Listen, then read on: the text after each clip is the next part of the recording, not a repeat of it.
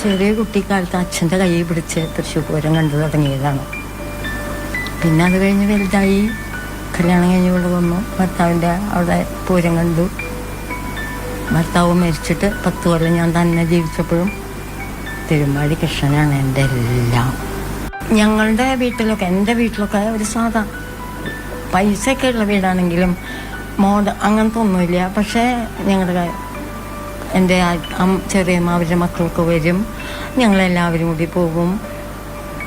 ഞങ്ങളുടെ സാധാ ഭക്ഷണം വീട്ടിൽ എല്ലാം കഴിക്കും, ഒന്നിച്ച് പോവും, കുറേ നേരം അവിടെ ഇരിക്കും. പറമ്പിൽ ഇങ്ങനെ അന്നൊന്നും എത്ര അങ്ങനത്തെ ഒരു ക്രൗഡൊന്നുമല്ല, വളരെ ഹെൽത്തി ആയിട്ടുള്ളൊരു ഇതിൽ അങ്ങനെയായിരുന്നു.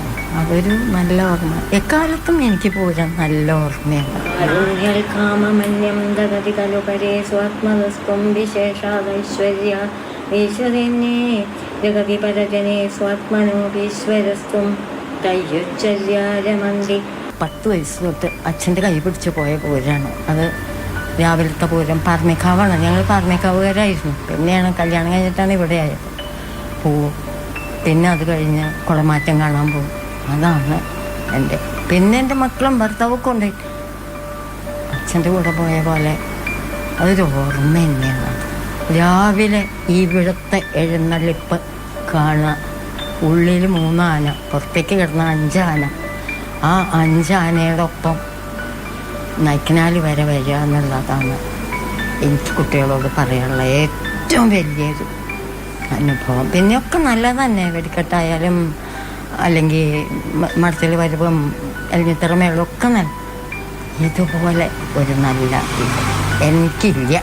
കുടമാറ്റം ഞാൻ കാണുന്നത് അമ്മയുടെ അച്ഛൻ്റെ കൂടെയാണ്.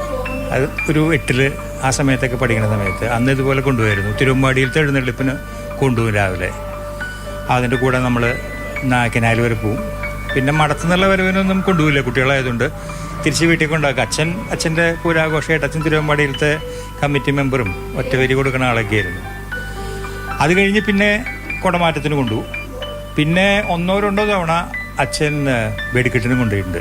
അതുകൂടാതെ തിരിച്ചു വരുന്ന സമയത്ത് ഈ തിരുവമ്പാടി ഗേറ്റിൻ്റെ അടുത്തുനിന്ന് സ്വദേശി കേഫ്സ് എന്ന് കൊണ്ടൊരു ഹോട്ടലുണ്ടായിരുന്നു.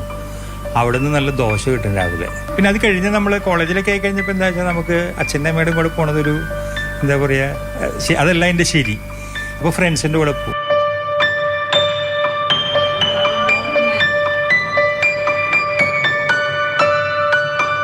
കല്യാണി അമ്മയെ പോലെ ഓരോ തൃശ്ശൂർ പൂരവും ഓരോരോ ഓർമ്മകളാണ്, അനുഭവങ്ങളാണ്.